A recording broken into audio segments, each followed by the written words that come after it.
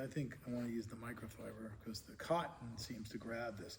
And this is sanded so well that, look at that. Pretty, huh? Is that showing the sheen and depth? Yep. Very nice. Over here it looks very nice. Now this sheen is just going to get better with age. Yeah, one of those. Thank you. Look at that. So I'm going to wipe it down a little bit more. And then I'm going to do the 220 grit side. So that's the 1000 grit side. And then this is the 220 grit, which I'm going to buff off, the smaller side. And what I'm going to do is even step the sheen up even higher on the 1000 grit side. And I may do it on the 220 grit side just to show different ways to get a high sheen. There's more than one way to get a high sheen with Odies. And this side even looks nice. Let's look at that sheen. A different sheen now, see? Nowhere near as glossy as that. Can you see it in the camera? 220. 1000.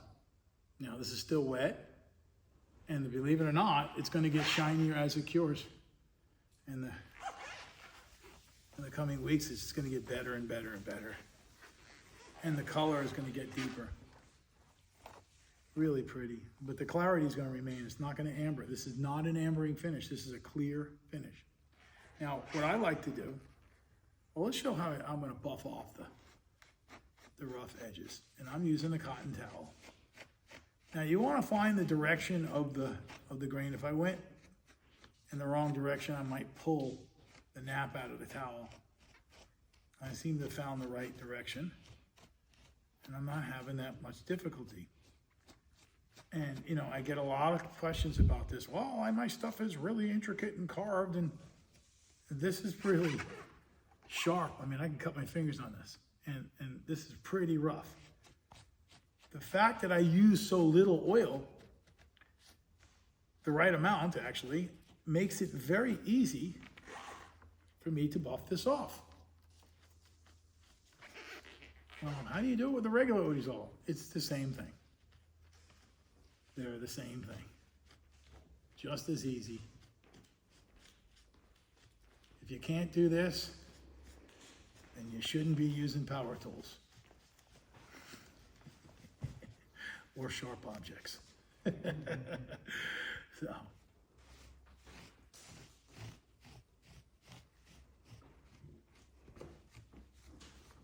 Now, my videos have a tendency to be a little long, and social media doesn't like that because it's all about instant gratification. But I do want to make the most explanatory, informational videos I possibly can for my customers and viewers. So I'm going to complete the process on camera in this video. I'm not going to chop it up into 15 videos. So if you're patient enough to watch me, you may learn some tricks here.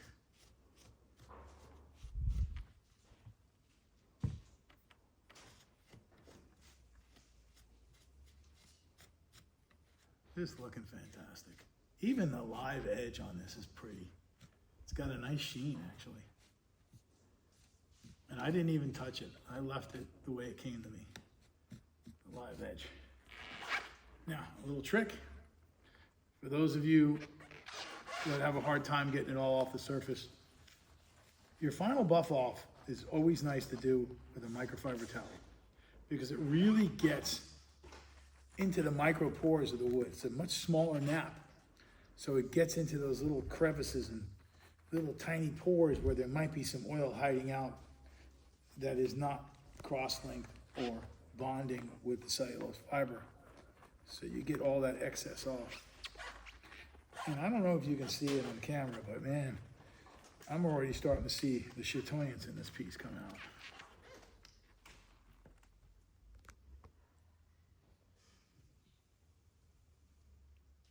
Very pretty.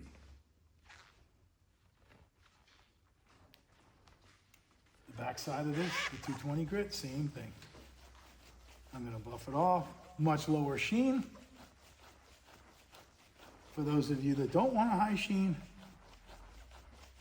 that's what we're gonna show. And both sides are just really beautiful.